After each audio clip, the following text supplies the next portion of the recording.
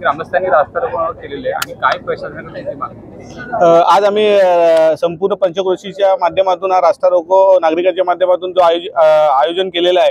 प्रामुख्याने जी आमची मागणी आहे की गोरा फाटा ते खरवली हा रस्ता अतिशय खड्डेमय झालेला आहे आणि ह्या रस्त्याला लवकरात लवकर नूतनीकरण करून एक नागरिकांचा सुसज्ज आणि सुंदर असा रस्ता मिळावा पाहिजे ही आमची प्रमुख मागणी आहे। रोज इकडचे जे हायवे जातात दिवसाला 24 तासात बैल तर 1000 ते 1500 हायवे जातात। हा रस्ता तसा तो टिकणार आहे नाही।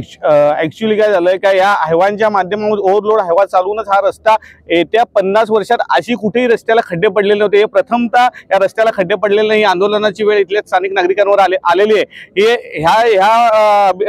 ह्याच्यामुळं आम्ही उपअभियंता विभाग असू दे त्याच्यानंतर आमचा परिवहन विभाग असू दे का या हायवावर कुठेतरी बंदी घातली पाहिजे। त्यांच्या नियमाचं पालन करून त्यांची टनचं ज्याची ओव्हरलोडिंग बंद झाली पाहिजे। तसंच आम्हाला बांधकाम विभागाला आहे काय हा दर्जेदार रस्ता जो टनाचा आहे जो जास्तीत जास्त टनाचा दर्जेदार रस्ता बनला पाहिजे ही आमची प्रमुख मागणी आहे आणि लक्ष दिलेलं आहे।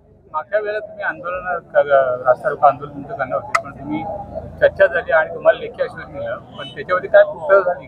मागच्या वेळी आम्ही जे आंदोलन करत होतो ती स्थगित झाली। त्यावेळी परिवहन विभाग असू दे त्याच्यानंतर बांधकाम विभाग असू दे यांनी आम्हाला ठोस पावलं उचलतो असं आम्हाला आश्वासन दिलं। त्यामुळे आम्ही स्थगित केलेलं आहे पण कुठल्याही प्रशासकीय अधिकाऱ्याने याच्यावर ठोस पावलं उचलली नाही। आम्हाला 2 दिवसाच्या आत रस्ता तुम्ही खड्डे बुजवून देतोय रस्त्यावर प्लेट मारून देतोय। परिवहन विभागाने सांगितलं आम्ही ताबडतोब ज्या ओव्हरलोडच्या गाड्या त्याच्यावर कारवाई करतो पण कुठल्याही परिवहन विभागाचा प्रशासकीय अधिकारी असो का बांधकाम विभागाचा अधिकारी असो यांनी कुठल्याही प्रकारची कारवाई केली नाही। त्यामुळे आज पुन्हा जनतेला रस्त्यावर उतरायला भाग पाडलेला आहे।